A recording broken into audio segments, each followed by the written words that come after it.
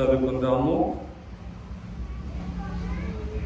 పరిశుద్ధ వాక్య గ్రంథములో నుండి కీర్తన గ్రంథము 145వ అధ్యాయము 9వ వచనం చదువుకుందాము.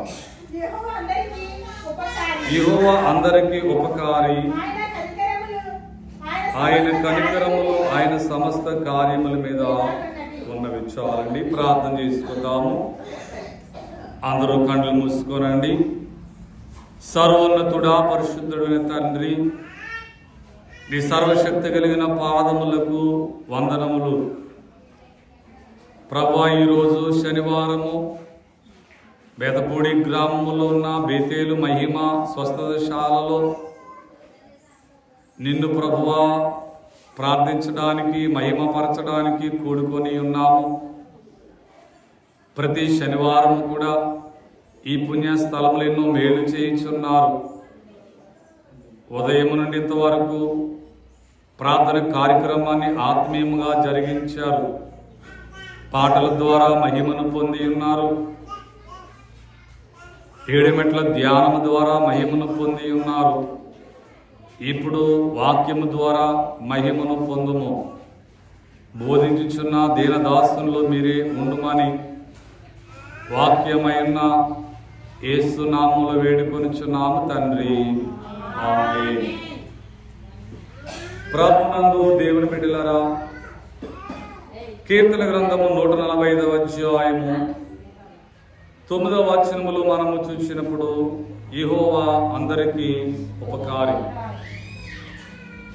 దేవుడు ఎవరై ఉన్నారు అంటే ఉపకారి అయి ఉన్నారు. ఉపకారి అనగా ఉపకారము చేసేవారు.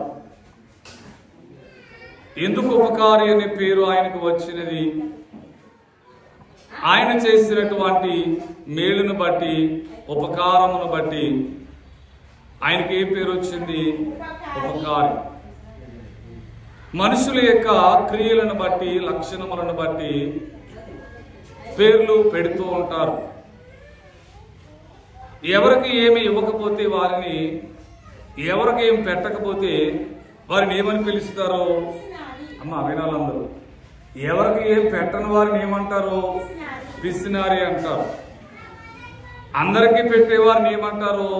ఉపకారి అంటారు. మన ప్రభు అయిన యేసుక్రీస్తు వారు ఎవరై ఉన్నారో ఉపకారి అయి ఉన్నారు. ఎందుచేత అనగా దేవుడు మానవులైన వారికి చేసినటువంటి ఉపకారములు లెక్కలేనివి. ఏమిటి ఆయన చేసిన ఉపకారములు? దేవుడు అనాది కాలమునందు సృష్టిని కలుగజేసి ఈ సృష్టి అంతటిని కూడా మానవులైన వారికి దేవుడు ఉచితముగా ఇచ్చారు.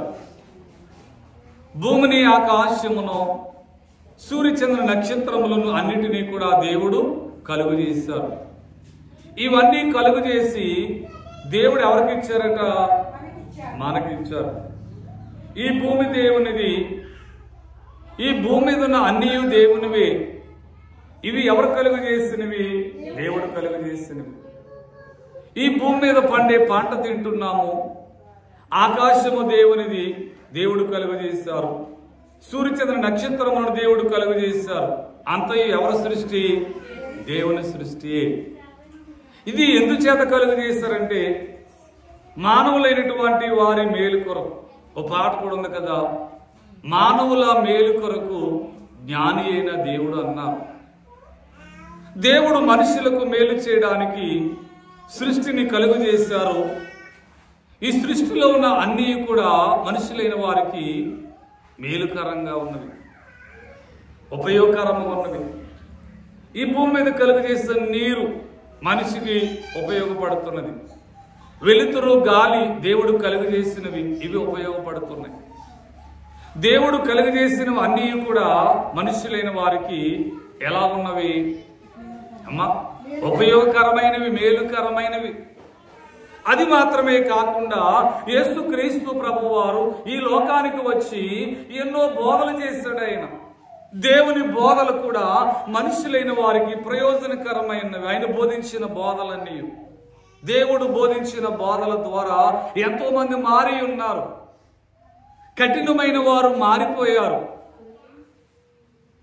అలాగే చెడు లక్షణములు కలిగిన వారు మారిపోయారు. ఎంతో మంది జీవితాలు మారినవంటే ఎవరి బోధలు? అమ్మా, దేవుని బోధ. యేసుక్రీస్తు వారు బోధించిన బోధలు ఎంతో మందిని మార్చినవి, మేలు చేసినవి. ఆయన బోధలు వింటే మనకు మేలు కలుగుతుంది, ఆయన వాక్యం వింటే మనకు మేలు కలుగుతుంది. కనుక దేవుడు తన బోధల ద్వారా ఎంతో మందికి మేలు చేస్తాడు. ఆయన నిజమే కదా. దేవుని బోధ వింటే, వాక్యం వింటే ఏం కలుగుతుంది? మేలు కలుగుతుంది. ఒకడు 30 దంతలుగాను 60 దంతలుగాను 100 దంతలుగా దీవించబడాలంటే దేన్ని బట్టి దీవించబడగలరు? వాక్యమును బట్టి. మత్తయి సువార్త 13వ అధ్యాయములో మనము చూసినప్పుడు దేవుడు విత్తనముల గురించిన ఉపమానము చెప్పి ఉన్నారు. 3 అంతస్తులు ప్రభు చెబుతున్నారు. ఒకటి 30 దంతలు, రెండవది 60 దంతలు, మూడవది 100 అంతలు. ఎవరు మంచి హృదయము కలిగి ఉన్నారో వారు 100 అంతలుగా దీవించబడతారు. మత్తయి సువార్త 13వ అధ్యాయము 18వ వచనము నుండి. విత్తువాని గురించిన ఉపమాన భావం వినుడి. ఎవడైనా రాజ్యమును గురించి వాక్యము వినియు గ్రహింపక ఉండగా దుష్టుడు వచ్చి వాని హృదయములో విత్తబడిన దానిని ఎత్తుకొని పోవను. త్రోవ ప్రక్కన విత్తబడిన విత్తనం ఎలాంటి వారట? వినియు గ్రహింపలేని వారు. కొంతమంది వింటారు కానీ దేవుని వాక్యాన్ని గ్రహించరు. అంటే గ్రహించలేకపోవడం అంటే అర్థం చేసుకోవాలి. వాక్యాన్ని ఏం చేయాలి? అందరూ వినాలి, చదవాలి, అర్థం చేసుకోవాలి. అర్థం చేసుకోకపోతేనట వ్యర్థం అవుతుందట. ఏం చెప్పండి? వాక్యాన్ని అర్థం చేసుకోకపోతే ఏమవుతుంది?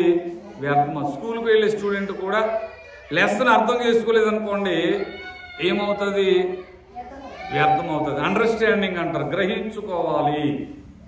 దేవుని వాక్యాన్ని ఎవరు గ్రహించడం లేదు, విన్నా గాని అర్థం చేసుకోలేదు, వారు ఎవరై ఉన్నారట? త్రోవ ప్రక్కను పడినటువంటి విత్తనములు వంటి వారు. ఒక మాట చెప్తారు ఇంగ్లీష్లో, మైండ్ ఆబ్సెంట్ బాడీ ప్రెసెంట్ అంటారు. ఏంటి చెప్పండి? అంటే ఏంటి? మనిషి ఉంటాడు కానీ మనసు ఇంకో చోట ఉంటుంది. మీరు మనుషులందరూ ఇక్కడే ఉన్నారు, మనసులు ఇక్కడే ఉన్నాయా? ఎక్కడైనా ఉన్నాయా? ఇక్కడే ఉన్నాయి. కొంతమందికి ఇంటి దగ్గర ఉంటాయేమో. కనుక విని గ్రహించుకోవాలి దేవుని వాక్యాన్ని. కనుక మొదటి విత్తనములు ఎక్కడ వేయబడ్డాయట? త్రోవ ప్రక్కన. అంటే విని గ్రహించలేని వారు. రెండవ స్థలం రాతి నేల విత్తబడిన వాడు, వెంటనే అంగీకరించువాడు. అయితే అతనిలో వేరు లేనందున అతడు కొంతకాలం నిలిచును గాని వాక్యము నిమిత్తము శ్రమ అయినను హింసైనను కలుగు గాని. రెండవ మనస్సు, రెండవ రకం మనుషులు ఏంటంటే వాక్యం వింటారో వెంటనే చాలా సంతోషిస్తారట. వాక్యం చాలా బాగుంది అని సంతోషిస్తారు. కానీ వారికి శ్రమ వచ్చినప్పుడు, శ్రమ రాగానే ఏం చేస్తారంటే, హింస రాగానే అభ్యంతరపడును, ఇబ్బంది పడతారు. అంటే శ్రమలో వారు నిలబడలేరు. శ్రమ వచ్చినప్పుడు వారు ఎన్నో రకం వారు? రెండవ రకం వారు. వాక్యాన్ని వింటారు, సంతోషపడతారు, కానీ శ్రమ వచ్చినప్పుడు దేవునిలో నుండి తొలగిపోతారు. వారికి కూడా ఏముండదట? ఫలింపు ఉండదు. విని గ్రహించలేని వారికి ఫలింపు ఉండదు.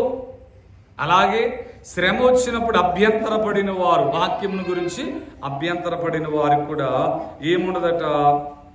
ఫలింపు ఉండదు. మూడవ స్థలము ముండ్ల పొదలు విత్తబడిన వాడు. వాక్యం వినవాడే గాని ఐహిక విచారము ధనమోహమును ఆ వాక్యమును అణిచివేయను గనుక. మూడవ స్థలము ముళ్ళ పొదలు. అవి విన్నారు అందరూ. ముళ్ళ పొదలలో పడిన విత్తనాలు అవి ఏమవుతాయట? కొంచెము పెరిగినప్పుడు వాడు వింటాడు, కానీ ఐహిక విచారములు, ధనమోహము ఆ వాక్యమును అణిచివేయును.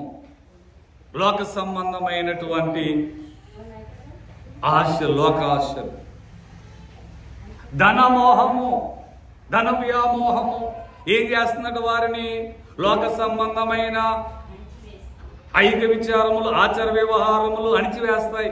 కొంతమంది దేవుళ్ళు ఎదగనేమో, ఎన్నో ఆచారాలు, లోకాశలు, ధనాశ ఏం చేస్తుందంటే వారిని దేవుళ్ళు ఎదగకుండా చేస్తుంది, వారికి ఫలింపు ఉండదు.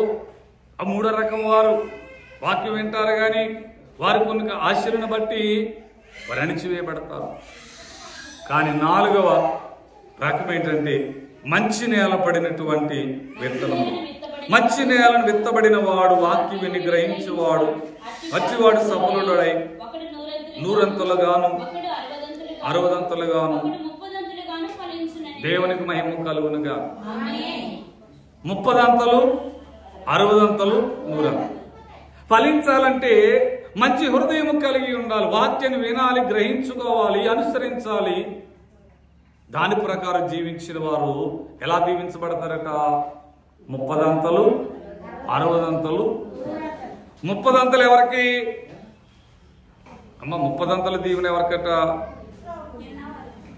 30 వాక్యాన్ని విని 30 వాక్యం అర్థం చేసుకుని 30 అనుసరిస్తే 30 దీవెన. వాక్యాన్ని 60 విని 60 గ్రహించుకొని 60 అనుసరిస్తే 60 దీవెన.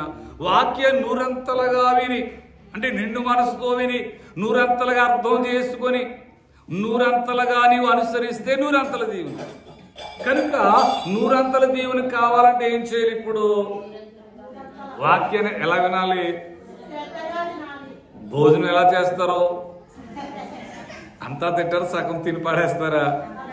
అంతా తింటాం, అంతేనా? వాక్యం కూడా ఎలా వినాలి?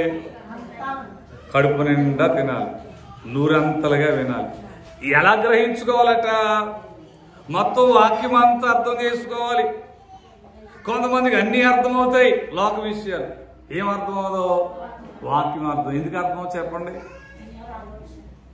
ఏకాగ్రత, కాన్సన్ట్రేషన్ ఉండదు, అర్థం అవ్వదు.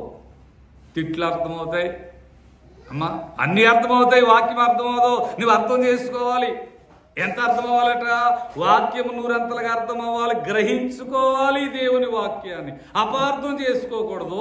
అలాగే వాక్యాన్ని 100 అనుసరించాలి, వారే 100 దీవించబడతారు. అంటే దేవుని వాక్యం ఏం చేస్తుంది మనల్ని అమ్మా?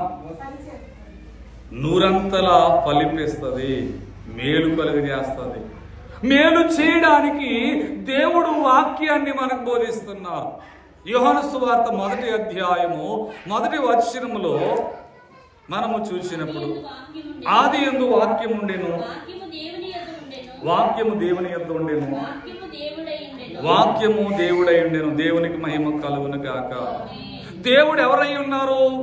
ఆదియందు వాక్యం ఉండెను, ఆ వాక్యమే దేవుని యొద్ద ఉండెను, వాక్యమే దేవుడై ఉండెను. వాక్యం అంటే దేవుని మాట. దేవుడు వేరు కాదు, దేవుని మాట వేరు కాదు, నేను వేరు కాదు, నా మాట వేరు కాదు. అమ్మ, మనము మన మాట ఒకటేగా కాదా?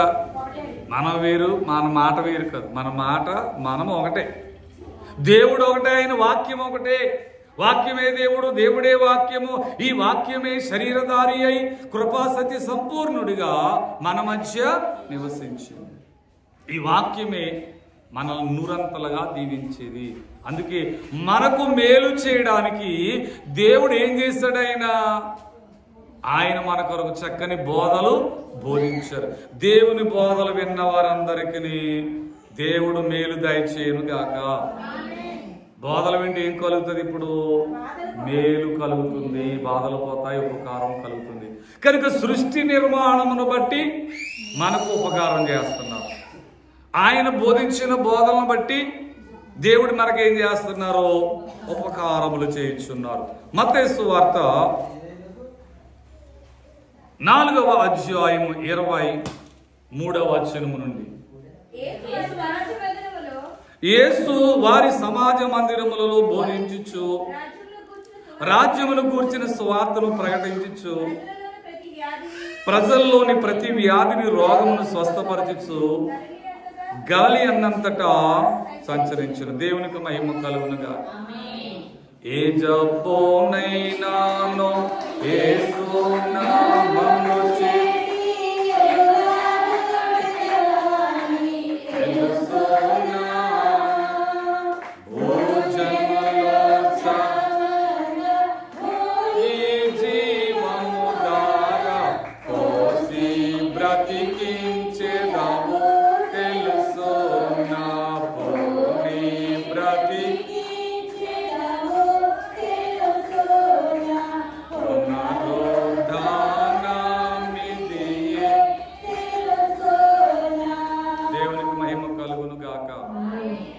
దేవుడు అనేకమైన అద్భుతములు చేశాడు. ఆయన అనేకమైన ఆశ్చర్య కార్యములు చేయించున్నారు. దేవుని కార్యములన్నీ, దేవుడు చేసిన అద్భుతములన్నీ మనుషులైన వారికి ఏమై ఉన్నవి? ప్రయోజనకరమైనవి. ఈ వచనంలో ఏమని వ్రాయబడినది? దేవుడు సమాజ మందిరములో బోధించుచు, దేవుని రాజ్యమును గురించి సువార్తను ప్రకటించుచు, ప్రతి వ్యాధిని రోగమును స్వస్థపరచుచు గలలి అన్నంతటా దేవుడు అనేక మంది రోగులను బాగు చేస్తాడు. ఆయన దయ్యాలు వెళ్ళగొట్టాడు, రోగముల నుండి విడిపించాడు. ఇవి మనుషులకు ఏమైనవి? ప్రయోజనకరమైనవి. ఎంతో మంది రోగులు బాగుపడుతున్నారు. ఎవరు బాగు చేస్తున్నారో? ఇది మనుషులకు ఉపకారమే కదా? కాదా? దేవుడు రోగములు బాగు చేయట ఉపకారమే. రోగములు బాగు చేయించున్నారు, దయ్యములను వెళ్ళగొట్టుచున్నారు. మన పనులన్నీ జరిగిస్తున్నారు. అంటే దేవుడు చేయించున్న ప్రతి పని, ప్రతి కార్యము కూడా మనకేమై ఉన్నది? ప్రయోజనకరమైన, ఉపయోగకరమైనది. దేవుడు సృష్టించిన సృష్టి మనకు ఉపయోగకరమైనది. దేవుడు బోధించిన బోధలు మనకు ఉపయోగకరమైనవి. దేవుడు చేయించున్న అద్భుత కార్యములన్నీ మనకు ఉపయోగకరమైనవి. చూడండి, దేవుడు అద్భుతం చేసిన, ఏ ఆశ్చర్యకరం చేసిన ఎవరికి ప్రయోజనం? ఆయనకా మనకా? చెప్పాలి. దేవుడే చేసిన ఎవరి కోసం? మనకు మేలు చేయడానికి. ఆయన అద్భుతాలు మనకు ప్రయోజనకరమైనవి. అలాగుననే దేవుడు మనందరికి ఎవరై ఉన్నారు ఇప్పుడు? ఉపకారి. ఎవరు చెప్పండి? అయ్యగారు పాటలు అంటున్నారు, ఉపకారి నుతినీకౌ ఉపకారులం మించిన ఉపకారి నుతిని ఉపకారి వివేకావా ఉపకారి వివేకావా నేపముల నేసగని కృపనధికముగా చూపించుమా కృపనధికముగా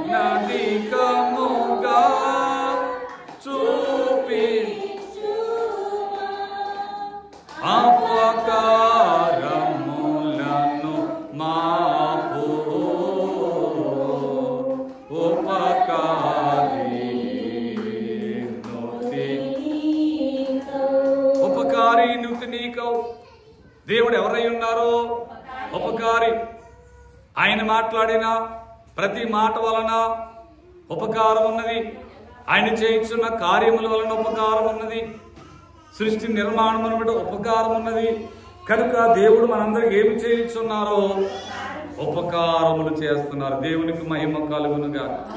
దేవుని ఉపకారం మనం పొందాలంటే, దేవుడు చేసిన మేలు పొందాలంటే మనము ఏమి కలిగి ఉండాలి?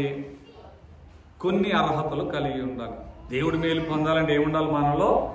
ఎలాగో దేవుని ఉపకారం పొందగలమో బైబిల్ గ్రంథంలో కొన్ని వచనాలు జ్ఞాపకం చేసుకుందాం. దేవుని మేలు పొందాలంటే, దేవుని ఉపకారం పొందాలంటే దేవుని ద్వారా మనం ఎలా పొందగలం?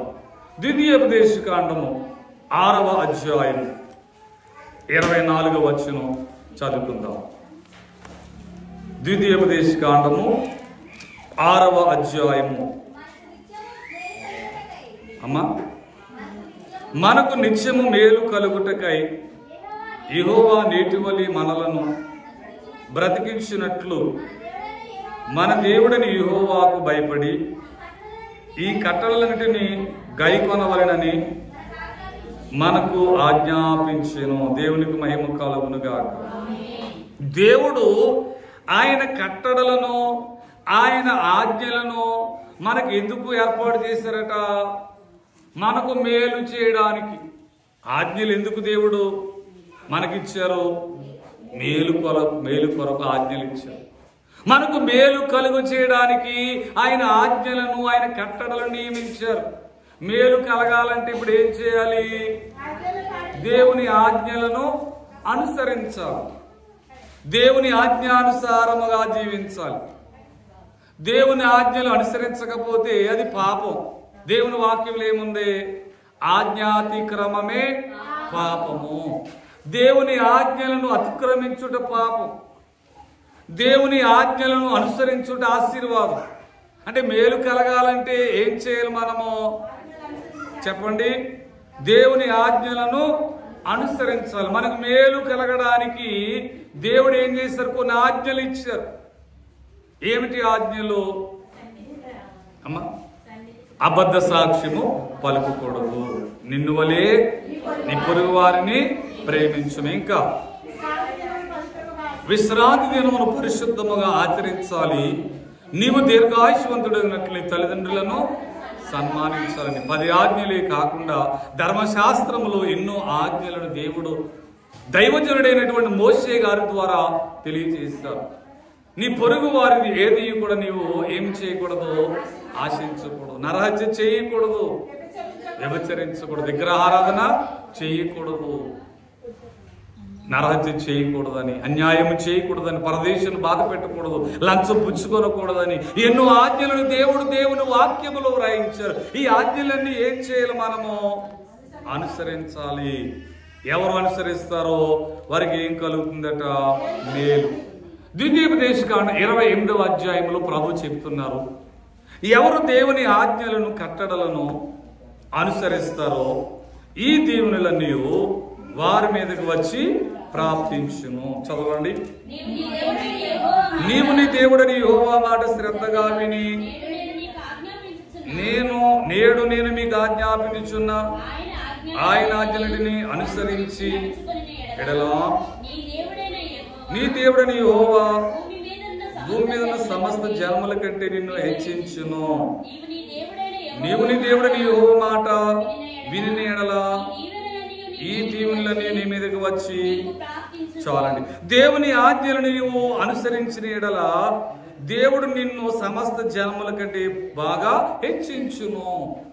దేవుడు నిన్ను హెచ్చించాలంటే, దీవించాలంటే ఎవరి ఆజ్ఞలను అనుసరించాలి? దేవుని ఆజ్ఞ. ఎవరిని ఇబ్బంది పెట్టకూడదు, పొరుగు వారిని ఆశించకూడదు, అబద్ధం పలకూడదు, లంచం తీసుకోకూడదు, లేని వార్తను పుట్టించకూడదు. ఎన్నో ఆజ్ఞలు దేవుడిచ్చారు. మీరు అనుకోవచ్చు ఈ ఆజ్ఞలన్నీ అనుసరించడం కష్టం కదా అనుకోవచ్చు, కానీ దేవుని ఆజ్ఞలట కష్టం కాదట. దేవుని ఆజ్ఞలు భారమైనవి కాదు. దేవుని ఆజ్ఞలు ఎలాంటివట? తేలికైనవి. 1 యోహాను పత్రిక 5వ అధ్యాయం 1 యోహాను పత్రిక 5వ అధ్యాయం 3వ వచనం చదువుకుందాం. మనం ఆయన ఆజ్ఞలను గైకొనుటయే దేవుని ప్రేమించుట. దేవుని ఆజ్ఞలు ఎలాంటివి కావు? భారమైనవి కావు, కష్టం కాదు. మనిషికి భారం ఏంటి అమ్మా? మనిషి జీవితంలో భారం ఏంటి?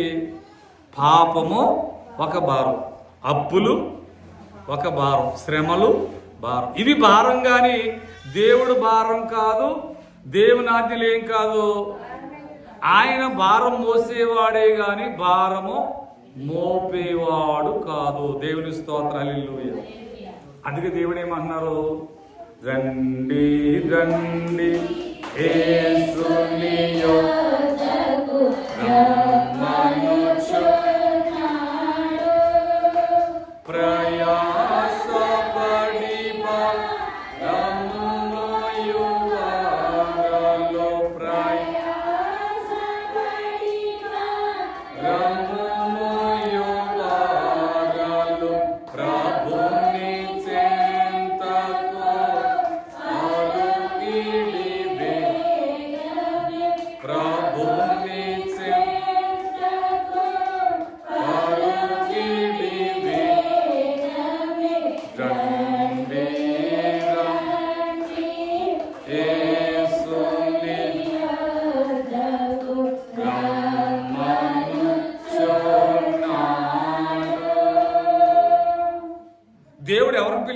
వారు ప్రయాసపడి భారం మోసుకొనుచున్న సమస్త ప్రజలారా జనులారా నా యొద్దకు రండి.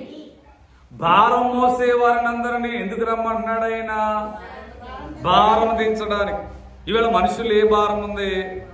పాప భారము, చెప్పండి, వ్యాధి భారము, శిక్ష భారము, శాప భారము, అప్పుల భారం ఉన్నాయా లేవా?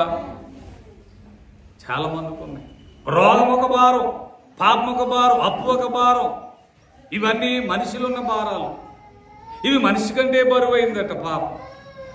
అప్పులు బరువైనవా? మనిషి బరువైన వాడా? పాపం బరువైందా? మనిషి బరువైన వారా?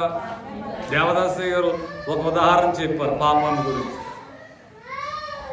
ఇసుక కంటే ఇటుక బరువు, ఇటుక కంటే బండ బరువు, బండ కంటే కొండ బరువు, కొండ కంటే పాపం బరువు అన్నారు. ఏం చెప్పండి? ఇసుక కంటే, ఇసుక రేణువు కంటే ఇటుక బరువు, ఇటుక కంటే బండ బరువు, బండ కంటే కొండ బరువు, కొండ కంటే బరువు ఏంటట? ఈ పాపం ఏం చేస్తుంది? ఎవరు పాపం చేస్తారో వారిని పడగొడుతుంది. కనుక ఈ భారమంతటిని ఎవరు దించి వేస్తున్నారు?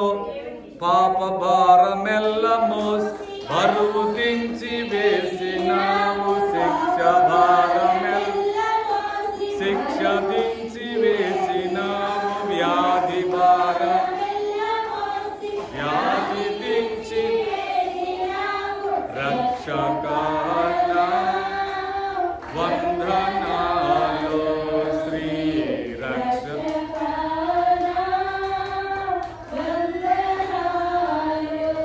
దేవుని కట్టడలు, ఆజ్ఞలు ఏం చేయాలి? మనము నేర్చుకోవాలి, అనుసరిస్తే. ఎవరు ఆజ్ఞలను అనుసరిస్తారో వారికి ఏం కలుగుతుందట? మేలు కలుగుతుంది. ఏం కలుగుతుంది చెప్పండి? ఎప్పుడైనా మీరు ద్వితీయోపదేశకాండ 28వ అధ్యాయం చదివితే ఎన్నో దీవెనలు అందులో ప్రభు రాశారు. అవన్నీ మనకు కావాలంటే దేవుని ఆజ్ఞలు ఏం చేయాలి? అబద్ధం చెప్పొద్దు అన్నాం. అవునంటే అవును, కాదంటే కాదు. నిన్ను వలే నీ పొరుగు వారిని ప్రేమించు, నీ పూర్ణ హృదయముతోను నీ పూర్ణ ఆత్మతోను నీ దేవుడిని యెహోవాను నీవు సేవించాలి. అంటే దేవుని ఆజ్ఞలు ఏం చేయాలి? మనము అనుసరిస్తే మనకు మేలు కలుగుతుంది. దేవుని ఆజ్ఞలు ఎలాంటివి కాదట, భారమైన తేలిక. ఎప్పుడు దేవుడు మన మీద తేలికే పెడతారు కానీ ఏం పెట్టరు? భారం పెట్టరు. కనుక దేవుని ఆజ్ఞలు బట్టి ఏం కలుగును? మేలు కలుగుతుంది. కీర్తన గ్రంథం 65వ అధ్యాయం 4వ వచనం. దేవుని మేలు మనం పొందాలంటే చదువు.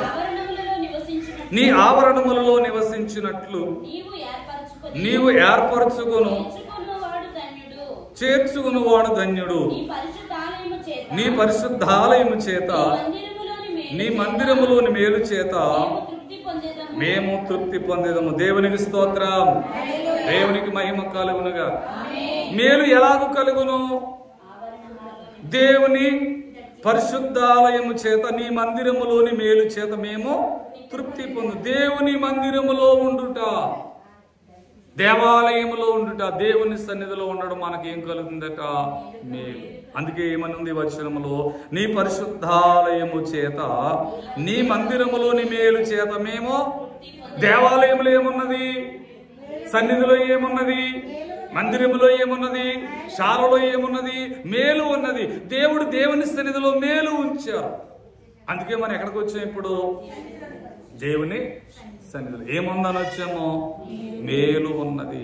దేవుని సన్నిధిలోనికి వచ్చిన వారికట దేవుడు ఏం చేస్తున్నారట? మందిరములోని మేలు చేత మేము తృప్తి పొందేదము. దేవుని మేలు చేత నీవు తృప్తి పొందాలంటే దేవుని మందిరములోకి రావాలి. ఎక్కడికి రావాలి? దేవుని మందిరములోకి రావాలి. కీర్తనల గ్రంథం 52వ అధ్యాయం 8వ వచనం చదువుకుందాం. కీర్తనలు. నేనైతే దేవుని మందిరములో పచ్చని ఒలీవ చెట్టు వలె ఉన్నాను. దేవునికి స్తోత్రం, హల్లెలూయా. నేనైతే చెప్పండి అందరూ, నేనైతే దేవుని మందిరములో పచ్చని ఒలీవ చెట్టు వలె ఉన్నాను. ఎక్కడ? దేవుని మందిరములో ఉన్నవారు, సన్నిధిలో ఉన్నవారు ఎలా ఉంటారంటే పచ్చని ఒలీవ చెట్టు వలె పచ్చగా ఉండాలి. ఒలీవ చెట్టు వలె ఉండాలి. పచ్చగా ఉండడం అంటే ఏమిటి అమ్మా? పచ్చగా ఉండడం అంటే ఫలించే జీవితం కలిగి ఉండాలంటే, మేలు చే తృప్తి పొందాలంటే నీవు దేవుని సన్నిధిలో ఉండాలి. అందుకే మనందరం ఎక్కడికి వచ్చాము ఈవేళ? దేవుని సన్నిధిలోకి వచ్చి దేవుని సన్నిధిలో నివాసము చేయటం వలన దేవుడు మనకు అనేకమైన మేలు చేస్తారు. ఏ బాధ వచ్చినా, ఏ కష్టం వచ్చినా దేవుడు గుర్తొస్తారు, దేవుని సన్నిధి గుర్తొస్తారు. ఎందుచేత దేవుని సన్నిధిలో మేలు కలుగుతుంది చెప్పండి? దేవుని మందిరంలో, దేవుని సన్నిధిలో దేవుడు ఎందుకు మేలు చేస్తారు మనకి? అసలు దేవాలయంలో ఏముంటది? Very good. ఏముంటుంది చెప్పండి? వాక్యం ఉంటుంది. వాక్యం ఉంటే ఎవరు ఉంటారు? ఇంకేముంటుంది దేవాలయంలో? పాటలు ఉంటాయి, వాక్యం ఉంటుంది, ధ్యానం ఉంటుంది, ప్రార్థన ఉంటుంది. దేవాలయంలో ఏముండాలి? ఇప్పుడు ప్రార్థన ఉండాలి, వాక్యం ఉండాలి, ధ్యానం ఉండాలి. ఎక్కడ ప్రార్థన ఉంటుందో అక్కడ దేవుడు ఉంటారు, ఎక్కడ వాక్యం ఉంటుందో అక్కడ దేవుడు ఉంటారు, ఎక్కడ ధ్యానం చేస్తారో అక్కడ దేవుడు ఉంటారు. అంటే దేవాలయంలో ఏముండాలి? ఇప్పుడు ఫ్యాన్ లేకపోయినా పర్వాలేదు అమ్మా, కరెంట్ లేకపోయినా పర్వాలేదు, ఇంకా ఏసీ లేకపోయినా దేవాలయంలో పర్వాలేదు, కుర్చీ లేకపోయినా పర్వాలేదు, బరకం లేకపోయినా పర్వాలేదు. కానీ ఏముండాలి? ప్రార్థన ఉండాలి, వాక్యం ఉండాలి, ధ్యానం ఉంటేనే, ప్రార్థన ఉంటేనే, వాక్యం ఉంటేనే దేవుడు ఉంటారు. ఏమి లేకపోయినా పర్వాలేదు, సౌకర్యాలు లేకపోయినా, సదుపాయాలు లేకపోయినా ప్రార్థన మన జీవితంలో ఉండాలి. దేవాలయంలో ఏం చేయాలి? మనం ఇప్పుడు ప్రార్థన చేయాలి. ప్రార్థన చేస్తేనే దేవుడు మనకు మేలు చేస్తారు. ఈవేళ ఉదయం నుండి ఏం చేస్తున్నాం? మనము పాటలు పాడుతున్నాము, అందరము ప్రార్థన చేస్తున్నాం. అందుకే ఎవరుంటారు ఇక్కడ? పాటలు ఎక్కడున్నాయో చెప్పండి, ప్రార్థన ఎక్కడుందో, వాక్యం ఎక్కడుందో అక్కడ ఎవరు ఉంటారో? దేవుడు ఎక్కడున్నారు అక్కడ ఏముంటుంది? మేలు ఉంటుంది. దేవుడు మేలు పొందాలంటే, మన మధ్యకు ఆయన రావాలంటే మనం ప్రార్థన చేయాలి. ప్రార్థన దేవాలయములో ఉండాలి, వాక్యము దేవుని మందిరములో ఉండాలి. వాక్యము లేని మందిరము, ప్రార్థన లేని మందిరం వ్యర్థమైనది. ఎన్ని సౌకర్యాలు ఉన్నా, ధ్యానము లేకపోతే, పాటలు లేకపోతే, ప్రార్థన లేకపోతే, వాక్యం లేకపోతే ఆ మందిరం వ్యర్థమే. అవునా కదా? మంచి దేవాలయం అందంగా కట్టి, మంచి ఫెసిలిటీస్ పెట్టుకుని, పాటలు లేకుండా, ప్రార్థన లేకుండా, వాక్యం లేకుండా ఉంటే ఉపయోగం ఉందా? ఉపయోగం లేదు. దేవాలయానికి అందం ఏంటంటే వాక్యమే అందం, మందిరానికి ఆశీర్వాదం పాటలే, ప్రార్థనలే. అందుకే ఉదయకాలం నుండి ఏం చేయించున్నామో? పాటలు, ప్రార్థన. అందుకే దేవాలయంలో మేలు ఎందుకుంటుంది, పచ్చగా ఎందుకుంటారో? దేవాలయంలో జరిగే ప్రార్థనలు బట్టి. కనుక దేవాలయానికి, మందిరానికి ఎవరైతే వస్తున్నారో, వచ్చి ఉన్నారో, దేవుడు వారికి మేలు దయచేయును గాక, ఉపకారము దయచేయును గాక. ఇప్పుడు మేలు పొందాలంటే దేవుని సన్నిధిలోనికి మనము రావాలి. ఆయన సన్నిధిలో మనం ఏం చేయాలి? దేవుణ్ణి స్తుతించాలి, కొనియాడాలి, మహిమపరచాలి, ఘనపరచాలి. దేవునికి ఘనత ఎలా కలుగుతుంది? మనం చేసే స్తుతుల ద్వారా, స్తోత్రముల ద్వారా, సాక్ష్యముల ద్వారా, ప్రార్థనల ద్వారా. మనం ప్రార్థన చేసినా, వాక్యం చెప్పినా ఎవరికి మహిమ కలగాలి? పౌలు గారు అంటున్నారు, మీరు భోజనము చేసినను, మీరు పానము చేసినను దేవుని మహిమ కొరకే చేయడం అన్నారు. కనుక దేవుని దేవాలయంలో వచ్చిన వారందరికీ కూడా దేవుడు ఏమి చేయుచున్నారు? మేలు చేయుచు. మేలు చేత దేవుడు మనల్ని తృప్తి పొందుచున్నారు. దేవునికి మహిమ కలుగునుగా. ఇప్పుడు దేవుని మేలు చేత మనం తృప్తి పొందాలంటే ఎక్కడికి రావాలి? దేవాలయంలోనికి రావాలి. అందుకే మనము ఈ బేతేలు మహిమ స్వస్థశాలలోనికి వచ్చి ఉన్నాము. ఈ శాలలో నిజంగా ఎంతో మంది దేవుడు ఏం చేశారు? మేలు చేశారు. చేశారా, చేయలేదా? మేలు చేసిన వారందరూ చేయెత్తండి. ఈ స్థలంలో దేవునికి మహిమ కలుగును గాక. అందరూ చేయెత్తారు. అందరికి దేవుడు ఏం చేశారు? మేలు చేశారు. కొంతమంది చేయెత్తకపోతే మేలు వారికి చేసి దేవుడు వారిని దీవించును గాక. ఇంచుమించు 99.9% అందరూ మేలు పొందామని చేయెత్తారు. అంటే కొంతమంది చేయలాగా ఎత్తలేదేమో కానీ మేలు మాత్రం అందరికీ జరిగింది. దేవునికి స్తోత్రం, హల్లెలూయా. దేవుని బిడ్డలారా, ఎంతో మందికి దేవుడు ఈ స్థలములో, ఈ శాలలో మేలు చేశారు. సాక్ష్యాలు చెప్తూ ఉంటే ఎంతో ఆశ్చర్యమో కలుగుతుంది. విద్యలో విజయం పొందడం కానీ, సంతానం పొందడం కానీ, ఇంకా అనేకమైన ఉద్యోగములు రావడం కానీ, ఎన్నో మేలు దేవుడి పుణ్యస్థలంలో చేస్తారు. అందుకే ప్రతి శనివారము ఎక్కడికి వస్తున్నారు? దేవుని సన్నిధిలోనికి వచ్చిస్తున్నారు. ఒక కుమార్తె సాక్ష్యం ఇస్తున్నారు. ఏమని సాక్ష్యం ఇస్తున్నారు? నేను బేతపూడి శాలకు వచ్చిన తర్వాత దేవుడు మా అంశములను నెరవేర్చారని చాలా సంతోషపడ్డారు. ఈరోజు కూడా ఎంతోమంది సాక్ష్యాలు చెప్పడానికి సిద్ధంగా ఉన్నారు. దేవుడు దీవించునుగా. ఎందుకంటే దేవుడి సన్నిధిలో మేలు చేశారు. చేసిన మేలు ఏం చేయకూడదు మనము? నీవు చేసిన ఉపకారములకు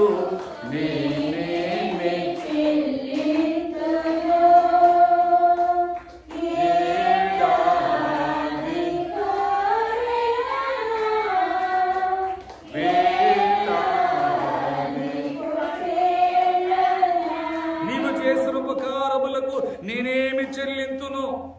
దేవుని వాక్యం అంటుంది, ఆయన చేసిన ఉపకారములలో దేనిని మర్చిపోతున్నారా? నేను చేసింది ఈవేళ మర్చిపోయే వాళ్ళు ఉన్నారు. దేవుడు నీకు 100 మేలు చేస్తే 100 గుర్తుపెట్టుకోవాలి, 99 కాదు, ఒక్కటి కూడా మర్చిపోకూడదు. దేవుడు ఏమన్నారు? ఆయన చేసిన ఉపకారములలో దేనిని అంటే ఒక్కటి కూడా. కొంతమంది చేసినవన్నీ మర్చిపోయి 100 అంశాలు నెరవేరి ఒక అంశం జరగలేదు అనుకోండి, ఏమంటారో? ఆ జరగలేనిదే జరగలేదంటారు. జరగలేదు చెప్తారు కానీ జరిగినవి జరగలేదంటే ఎందుకు జరగలేదు? దేవుడు చేయలేదా? నువ్వు పొందలేదా? ఏమనుకోవాలి? దేవుడు నాకు చేయలేదు అనకూడదు ఎప్పుడు. మనము పొందలేదు. ఎందుకంటే ఏదైనా పాపం ఉండొచ్చు, మనలో ఏదైనా అడ్డు ఉండొచ్చు, ఏదో దోషం ఉండొచ్చు, మన వలననే పొందలేకపోయాం అనుకోవాలి. కానీ ఎవరు ఇవ్వలేదు అనకూడదు, ఎవరు చేయలేదు అనకూడదు, దేవుడు చేయలేదు అనకూడదు. ఎందుచేత? ఆయన అందరికీ చేసేవాడే కానీ చేయని దేవుడు. అందుకే ఎవరి నోటిని ఏం రాకూడదు? దేవుడు నాకు మేలు చేయలేదు అనకూడదు. ఏమనాలి? నేను మేలు పొందలేకపోయాను. అవునా కదా? లోపం మన మీద పెట్టుకోవాలి తప్ప ఎవరి మీద పెట్టకూడదు. దేవుడు నన్ను చిన్న చూపు చూశాడు, నన్ను చూడలేదు, నాకు ఇవ్వలేదు, నాకు చేయలేదు అనకూడదు. దేవుడు అందరికీ చేస్తారు. నీ పొందలేదు నీ పాపం బట్టి, లేక సరిగా ప్రార్థన చేయలేదేమో, విశ్వాసం లేదేమో. నీ విశ్వాసం లేకపోతే నువ్వు పొందలేవు, భక్తి లేకపోతే పొందలేవు. అంతే కదా? విశ్వాసం లేకపోతే పొందగలమా? పొందలేము. భక్తి లేకపోయినా పొందలేము. కనుక మనలో లోపాలు ఎప్పుడైతే సరి చేసుకున్నామో దేవుడు మనకు మేలు చేస్తారు. కనుక దేవుని ఆజ్ఞలు అనుసరిస్తే మేలు కలుగుతుంది.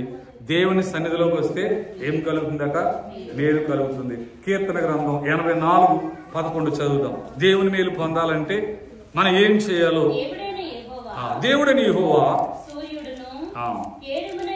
కేడుమునై ఉన్నాడు, యెహోవా కృపయు యథార్థముగా ప్రవర్తించు వారికి ఆయన ఏ మేలు చేయక మానడు. దేవునికి మహిమ కలుగునుగాక. మేలు ఎవరికి కలుగుతుందట? యథార్థముగా. దేవుడు ఎవరో? యెహోవా నా బలమా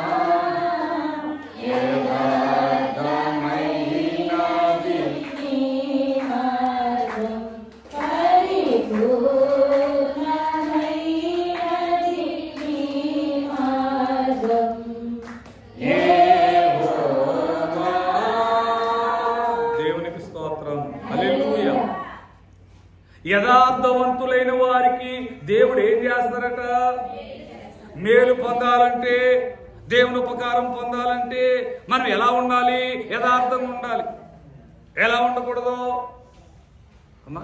ఎలా ఉండకూడదు? కపటంగా ఉండకూడదు. మాట ఒకటి, మనసు ఒకటి ఉండకూడదు. నీ మనసు ఎలా ఉందో నీ మాట, లోపల ఒక మాట, లోపల ఒక ఆలోచన, బయట ఒక మాట కదా. యథార్థం అంటే ఏంటి చెప్పండి? నీ మనసులో ఏముందో నీ నోటి నుండి మాట కూడా అదే రావు. యథార్థంగా ఉండాలి. మన దేవుడు ఎవరై ఉన్నారో? యథార్థవంతుడు అంటే యథార్థం అంటే ఏంటి? రియాలిటీగా ఉన్నది ఉన్నట్లుగా ఉండడం, ఇంకా ఏ కపటం లేని వారే యథార్థవంతులు. దేవుడు ఎవరై ఉన్నారో, ఎవరికి మేలు చేస్తారో యథార్థంగా ఉండాలి, కపటంగా ఉండకూడదు, మోసపూరితంగా ఉండకూడదు, పైకి నవ్వు లోపల తిట్టుకోకూడదు, నోటితో మాట్లాడి నసలతో ఎక్కిరించకూడదు, ఇక్కడ పొగడి పక్కలు తిట్టుకోకూడదు, చేతితో ఇచ్చి మనసులో ములుక్కోకూడదు, యథార్థంగా ఉండాలి. దేవుడు ఎవరో, మనం ఎలా ఉండాలి? యథార్థవంతులకు దేవుడు ఏం చేస్తారు? ఇప్పుడు మేలు చేస్తారు కనుక మన దేవుని వలె మనం ఎలా ఉండాలి? యథార్థం ఉండాలి. కీర్తనలు 119:71. మన మేలు పొందాలంటే ఎలా పొందగలం? కీర్తనలు 119 నేను నీ కట్టడలు నేర్చుకున్నట్లు శ్రమ నుండి ఉండుట నాకు మేలాయను. దేవునికి మహిమ కలుగును గాక. ఏం చెప్పండి, మళ్ళా చదవమ్మా. శ్రమ నుండి ఉండుట నాకు మేలాయను. శ్రమను బట్టి ఏం కలుగుతుందట? మేలు కలుగుతున్నది. శ్రమలుపకారం శ్రమలే ఆహారం శ్రమలాత్మకు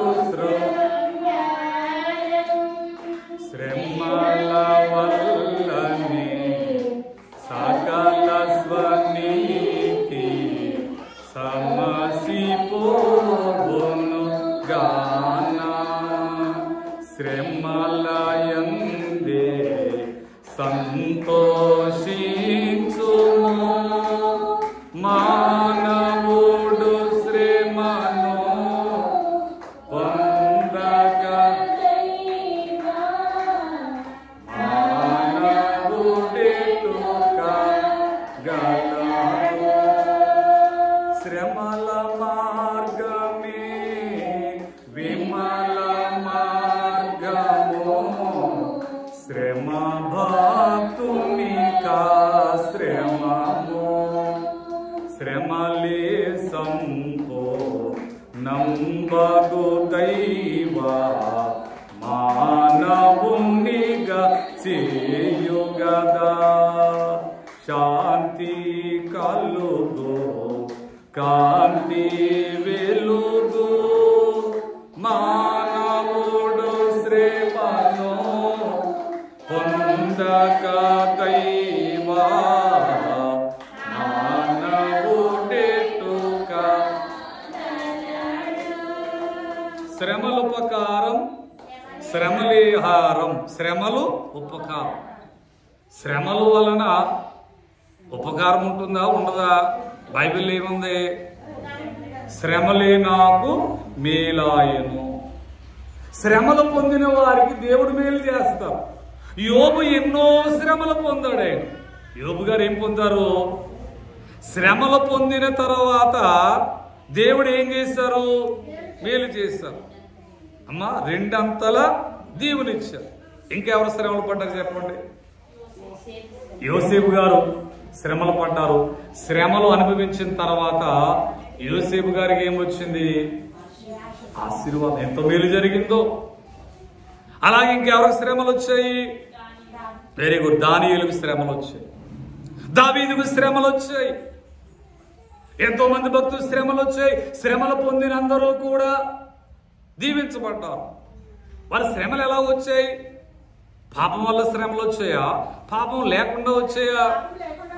శ్రమలు 2 రకాలుగా వస్తాయట. పాపాన్ని బట్టి వస్తాయి, పాపం లేకుండా వస్తాయి. ఏ శ్రమలు గొప్పవి? పాపము చేయకుండానే శ్రమలు వస్తాయి. యోసేపు పాపము చేయలేదు, శ్రమ వచ్చింది. దావీదు కూడా కొడుకుని ఏమీ అనకపోయినా కొడుకు వల్ల శ్రమ వచ్చింది, సౌలు వల్ల శ్రమ వచ్చింది. యోబు యథార్థవంతుడు అయినా ఏమొచ్చింది? శ్రమ వచ్చింది. ఈవేళ మనందరి జీవితంలో చాలా మందికి ఎవరిని ఏమి అనకపోయినా ఏమొస్తున్నాయి? శ్రమలు వస్తాయి. శ్రమలట వద్దన్నా వస్తాయట. ఏమొస్తాయి చెప్పండి? వద్దన్నా వస్తాయి శ్రమలు. వచ్చినప్పుడు ఏం చేయాలి అమ్మా? శ్రమలప్పుడు ఏం చేయాలి? తిట్టుకోవాలా? చచ్చిపోవాలా? చంపేలా ఏం చేయాలి శ్రమ వచ్చినప్పుడు? చూద్దాం ఏం చేయాలో. రోమపత్రిక 12వ అధ్యాయం 12వ వచనం చదువుదాం. శ్రమ వచ్చినప్పుడు ఏమి చేయాలి?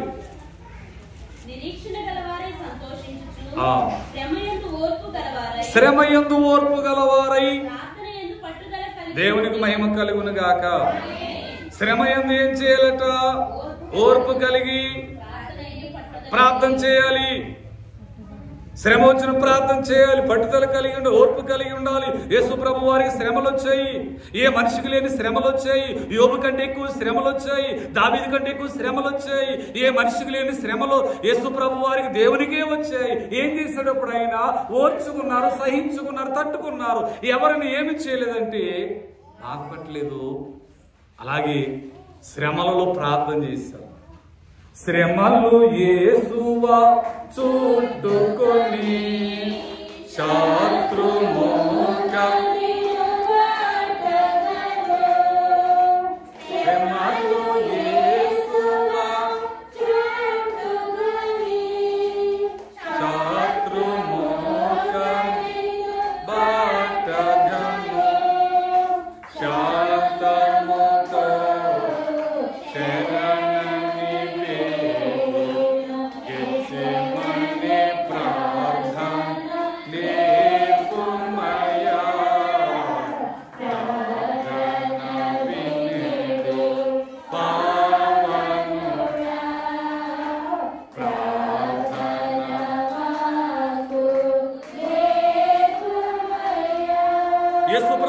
శ్రమలు వచ్చినప్పుడు గెత్సేమనే తోటలోనికి వెళ్ళి ముమ్మారు ప్రార్థన చేశారు. శ్రమలో ఏం చేయాలి? అమ్మా, శ్రమ వచ్చినప్పుడు ఏం చేయాలి? చేస్తున్నారా? తిట్టుకుంటున్నారా? పాస్టర్ గారు ప్రార్థన చేయలేదు అని తిట్టుకుంటున్నారా? లేక పక్కోడు గోల తగిలేసింది అని అనుకుంటున్నారా? దిష్టి తగిలింది అనుకుంటున్నారా? లేకపోతే దేవుడు చిన్న చూపు చూసాడు అనుకుంటున్నారా? శ్రమ ఎందుకు వచ్చింది అనుకోవాలి? నా పాపాన్ని బట్టి వచ్చిందేమో, లేదా దేవుని పరీక్ష ఏమో అనుకోవాలి తప్ప అపార్థం. శ్రమ ఎలా వస్తుందట? శ్రమ ఏ రూపంలో ఉంటుంది అమ్మా? శ్రమ ఏ రూపంలో ఉంటుంది? వ్యాధి రూపంలో ఉండొచ్చు, కలహాల రూపంలో ఉండొచ్చు, అప్పుల రూపంలో ఉండొచ్చు అమ్మా, ఇంకా నష్టాల రూపంలో ఉండొచ్చు. ఏదో ఒక రూపంలో శ్రమ ఉంటుంది. అప్పుల ఒక శ్రమ, కలహాల ఒక శ్రమ, వ్యాధి ఒక శ్రమ. శ్రమ ఎలాగైనా రావచ్చు.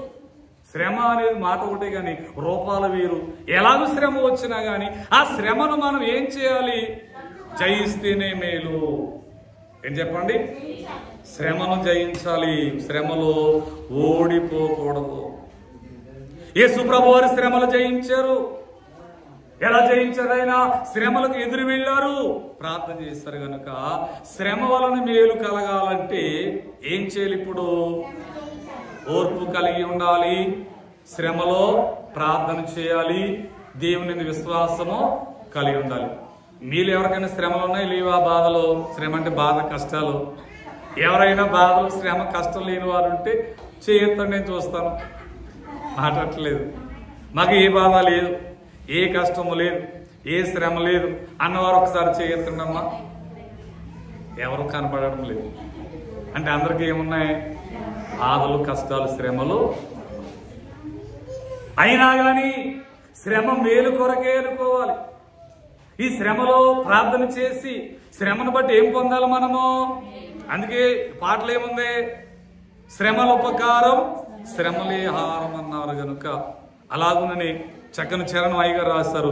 శ్రమల మార్గమే విమల మార్గము, శ్రమ భక్తునికి ఆశ్రమము. శ్రమ భక్తునికి ఆశ్రమము, శ్రమలే సంపూర్ణంబగు దైవ మానవునిగా.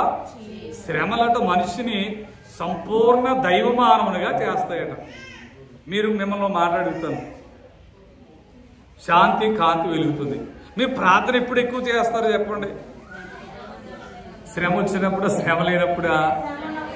శ్రమ లేదనుకోండి, హాయిగా 6 గంటలకే భోజనం చేసి కంటి నిండా నిద్రపోతాం. అంతేమా, కడుపు నిండా తిని. శ్రమ వచ్చినా కూడా ఏం చేస్తాము? నిద్ర లేకుండా, భోజనం లేకుండా రాత్రంతా ప్రార్థన. ఎక్కువసేపు ప్రార్థన. అంటే నువ్వు ప్రార్థన చేసావంటే దేన్ని బట్టి? దైవజనులు అన్నారు శ్రమట దేవుని దగ్గర చేస్తుందట. శ్రమట ఎక్కువగా ప్రార్థన చేయడానికి కారణం అవుతుందట. అందుకే మనం ఎక్కువ ప్రార్థన ఎప్పుడు చేస్తాం? కన్నీటి ప్రార్థన ఎప్పుడు చేస్తాం? ఆ ప్రార్థన ఎవరికే దగ్గర చేస్తుంది? శ్రమ లేకపోతే, బాధ లేకపోతే, కష్టం లేకపోతే ఏముండదు? ప్రార్థన ఉండదు, దేవుడు ఉండడు. అంటే శ్రమ ఏం చేస్తుంది? ఇప్పుడు మనల్ని దేవుని దగ్గర నడిపిస్తుంది, నీ చేత ప్రార్థన చేయిస్తుంది, దేవునికి దగ్గర చేస్తుంది. ఇంకేం చేస్తుంది? దేవుడిచ్చే మేలు నీకు పొందినట్లుగా చేయించున్న దేవునికి మహిమ కలుగునుగా. శ్రమ నీకు ఏ వచ్చినా ఎలా వచ్చినా ఏం బాధపడకండి, దేవుని ప్రార్థన చేయండి. ఆ ప్రార్థన ద్వారానే మీ శ్రమలని మీ కష్టములని దేవుడు తీసివేయను గాక. శ్రమలు పొందిన వారందరికీ, పొందుచున్న వారందరికీ దేవుడు మేలు చేయను గాక. ఇప్పుడు మేలు ఎలా కలుగుతుంది చెప్పండి? మొదటి పాయింట్ ఏం చెప్పాను? ఆ దేవుని ఆజ్ఞలను అనుసరించిన వారికి ఏం కలుగుతుంది? మేలు కలుగుతుంది. రెండో పాయింట్ అమ్మా, రెండో పాయింట్ ఏంటి చెప్పండి? దేవుని సన్నిధిలోనికి వచ్చుట ద్వారా మేలు కలుగుతుంది. మూడవది మర్చిపోతున్నా మీ అందరూ, యథార్థం ఉన్న వారికి మేలు కలుగుతుంది. మీ అందరూ చెప్పాలి, వినాలి. మీరు మేలు పొందాలంటే ఎలా పొందాలో బైబిల్లో దేవుడు చెప్పారు. ఉపకారం పొందాలా పొందకూడదా? మేలు కావాలా వద్దా? చక్కగా ఇలా అంటున్నారు, వెరీ గుడ్. తల ఊపుతున్నారు కానీ ఇందులో ఉన్నాయి, చేయాలి, బైబిల్లో ఉన్నాయి. ఆజ్ఞలు అనుసరించాలి. రెండవది వాక్యం వినాలి. మూడు యథార్థం ఉండాలి. నాలుగవది శ్రమ వచ్చినప్పుడు ప్రార్థన చేయాలి. ఐదవదిగా చూద్దాం, సామెతలు 24-25. సామెతల గ్రంథం 25వ అధ్యాయం 24వ అధ్యాయం 25వ వచనం. సామెతలు 24-25వ వచనం. న్యాయముగా తీర్పు తీర్చు వారికి దేవునికి మహిమ కలుగునుగా. న్యాయంగా తీర్పు తీర్చువారికి, న్యాయంగా బ్రతికేవారికి, న్యాయంగా మాట్లాడేవారికి ఏం కలుగుతుందట? మేలు కలగాలంటే ఎలా ఉండాలి? మనకు న్యాయం అమ్మా, పరాయి వారికి న్యాయం ఉండకూడదు. న్యాయం అంటే అందరికీ ఒకటే. కొంతమంది తనకు న్యాయం చెప్తారు, బయట వాళ్ళకి న్యాయం చెప్తారు. అది ఏమంటారు? దాన్ని స్వార్థం. ఎవరికైనా ఒకటే న్యాయం. ఎవరు న్యాయంగా ఉంటారో, న్యాయంగా బ్రతుకుతారో, న్యాయంగా మాట్లాడతారో వారికి ఏం కలుగుతుంది? అమ్మా, మేలు కలుగుతుంది. మనకు మేలు కలగాలంటే ఏం చేయాలి? ఇప్పుడు న్యాయం. అన్యాయం అనేది చేయాలి. అన్యాయంగా మాట్లాడకూడదు, అన్యాయంగా ఎవరి దగ్గర పుచ్చుకోకూడదు, అన్యాయంగా జీవించకూడదు. అన్యాయంగా జీవిస్తే మేలు ఉండదు. న్యాయంగా ఉన్న వారికి మాత్రమే, న్యాయంగా మాట్లాడే వారికి మాత్రమే ఏమి కలుగును? న్యాయాన్ని బట్టి ఏం కలుగును? మేలు కలుగును. నీకు మేలు కలగాలంటే మీరు ఎలా ఉండాలి? నేను ఎలా ఉండాలి? అందరూ ఒకటే. మా పిల్లలైనా ఒకటే, మీరైనా ఒకటే. తర్వాత మీ పక్కన ఉన్నవారు ఒకటే, మీ ఇంట్లో వాళ్ళు ఒకటే. అందరికీ ఒకటే న్యాయమే. న్యాయము కలిగిన వారంటే దేవునికి ఇష్టం. దేవుడు ఎవరై ఉన్నారు? న్యాయాధిపతి. కనుక న్యాయముగా ప్రవర్తించు వారికి ఏమి కలుగుతుందట? మేలు కలుగుతుంది. ఎన్ని పాయింట్లు చెప్పాను? 5. వింటున్నారమ్మా? ఆమెనంటే వెళ్ళిపోదాం అనుకుంటున్నారా? 5 చెప్పనా? మళ్ళీ మీరు చెప్పాలి. ఆఖర్లు 6వ పాయింట్ చెప్తారు. మత్తయి సువార్త 10వ అధ్యాయము 40వ వచనం. మిమ్మును చేర్చుకునేవాడు నన్ను చేర్చుకునేవాడు, నన్ను చేర్చుకునేవాడు. ప్రవక్తను చేర్చుకునేవాడు ప్రవక్త ఫలము పొందును. నీతిమంతుడు చేర్చుకునేవాడు. చాలండి. దేవునికి స్తోత్రం. హల్లెలూయా. ప్రవక్తను చేర్చుకున్నవాడు ప్రవక్త ఫలము పొందును. ప్రవక్త అంటే దేవుని సేవకుడు, నీతిమంతుడు. నీతిమంతులను దేవుని సేవకులను ఎవరు చేర్చుకుంటున్నారో, ఎవరు ఆశ్రయమిస్తున్నారో వారికి ఏం కలుగుతుందట? మేలు కలుగుతుంది. కనుక దేవుని సేవకులను చేర్చుకున్న వారికి మేలు చేస్తారు. బైబిల్ గ్రంథంలో కొన్ని దృష్టాంతములు చూద్దాం. మొదటి రాజుల గ్రంథం 17-15 వచనములో మనము చూసినప్పుడు ఏలియాను సారపతి షూనేమీరాలు చదవండి ఒకసారి. మొదటి రాజుల గ్రంథం 17వ అధ్యాయం 15వ వచనం. అతడు అదే మొదటి రాజుల గ్రంథం 17-15.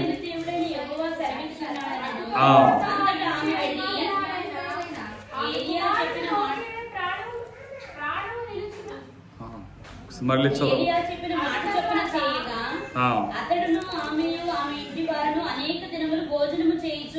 దేవునికి మహిమ కలుగును గాక. సారెపతి అనే ఊరిలోనికి వెళ్ళినప్పుడట అక్కడ కుమార్తె ఉన్నది. అక్కడికి ఎవరు వెళ్ళారు? ఏలియా వెళ్ళారు. ఆమె ఏలియాను చేర్చుకున్నారు. ఎవరిని చేర్చుకున్నారు? ఏలియాను చేర్చుకో. ఏలియాకు ఆతిథ్యం ఇచ్చినది, ప్రవక్తను చేర్చుకున్నది, సేవకుడిని చేర్చుకుంది. ఏలియా ఎవరు? ప్రవక్త, దేవుని సేవకు. దేవుడు ఏమన్నారు? ప్రవక్తను చేర్చుకున్న వానికి ప్రవక్త ఫలము. ప్రవక్త ఫలం అంటే ఉపకారం, అపకారమా? ఈ సారెపతి గ్రామంలో ఉన్న ఆమె ఏలియాను చేర్చుకున్నది, ఏలియాకు ఆహారం పెట్టింది. కరువు కాలం అంతయు కూడా దైవ సేవకుడైన ఏలియాకు భోజనం పెట్టడం వలన కరువు కాలం అంతయు దేవుడు లోటు లేకుండా ఆమె కుటుంబాన్ని పోషించారు. దేవునికి మహిమ కలుగును గాక. అంటే ఏం పొందినది ఆమె? సేవకుడిని చేర్చుకుని ఉపకారం పొందింది. దేవుడు అంటున్నారు, నేను పంపిన వాడిని చేర్చుకుంటే నన్ను చేర్చుకున్నట్లే. ఎవరిని పంపుతున్నారు? దేవుడు ఆయన సేవకులను పంపుతున్నారు. శిష్యులను పంపారు. ఏమన్నారు? సర్వలోకానికి వెళ్ళి సర్వశ్రీ సువార్తను, దయ్యాలు వెళ్ళగొట్టండి, రోగులు బాగు చేయండి అన్నారు, మేలు చేయండి అన్నారు, ఉపకారం చేయమన్నారు. దేవుడు సేవకులు ఎందుకు పంపుతున్నారు? దేవుడు అమ్మా వింటున్నారు అందరూ? దేవుడు సేవకులు ఎందుకు పంపుతున్నారు?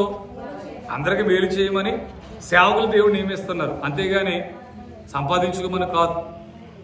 మేలు చేయండి, ఉపకారం చేయండి. అందుకే ఏలియాని చేర్చుకున్న ఆ కుమార్తెకి ఏం కలిగింది? మేలు కలిగింది. 2వ రాజుల గ్రంథము 4వ అధ్యాయం 8వ వచనములో కూడా షూనేమి పట్టణములో గనురాలిన స్త్రీ ఎలీషాను చేర్చుకుని ఉండగా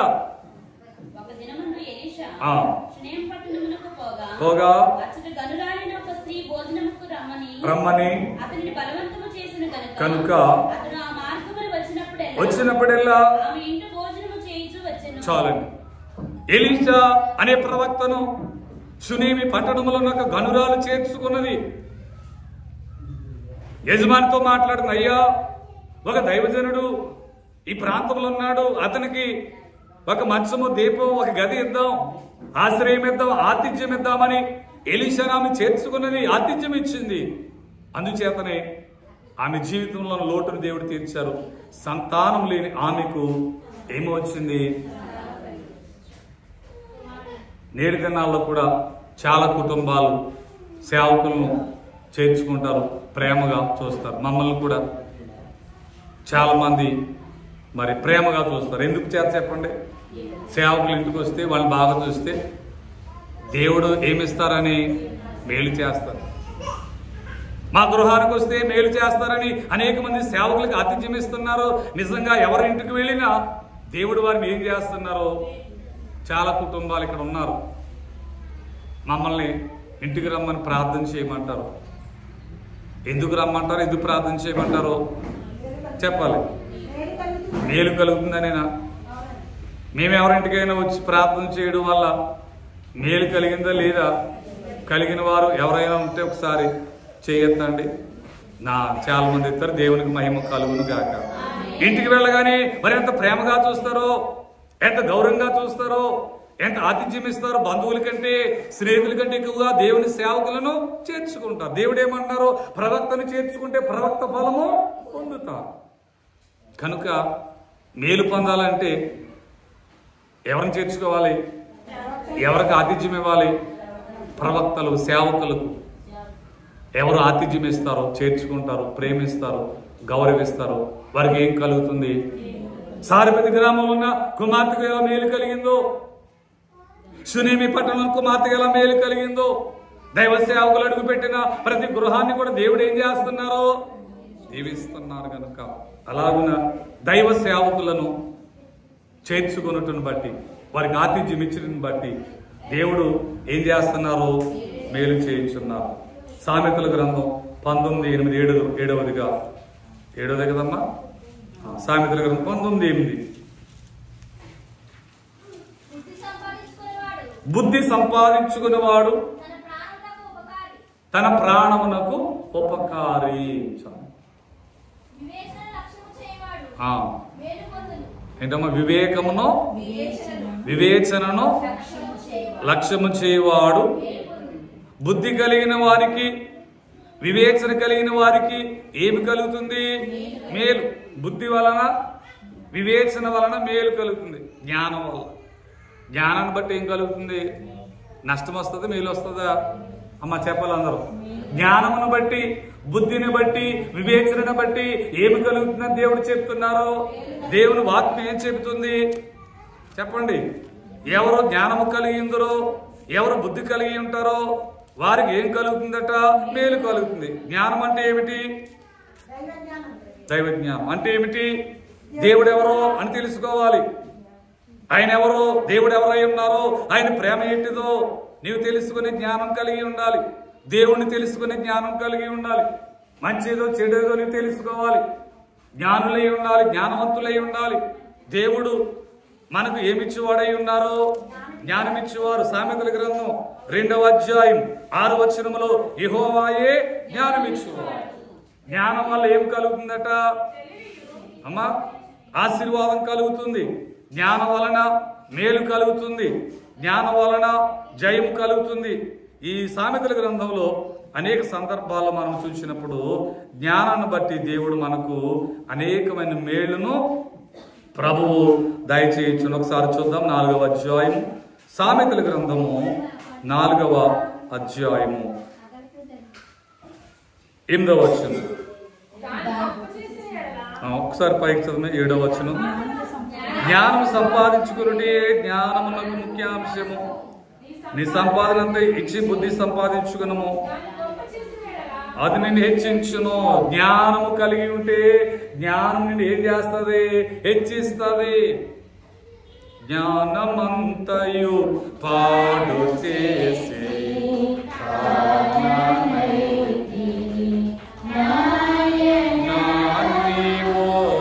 జ్ఞానము గల తండ్రివ జ్ఞాతివ చెనునా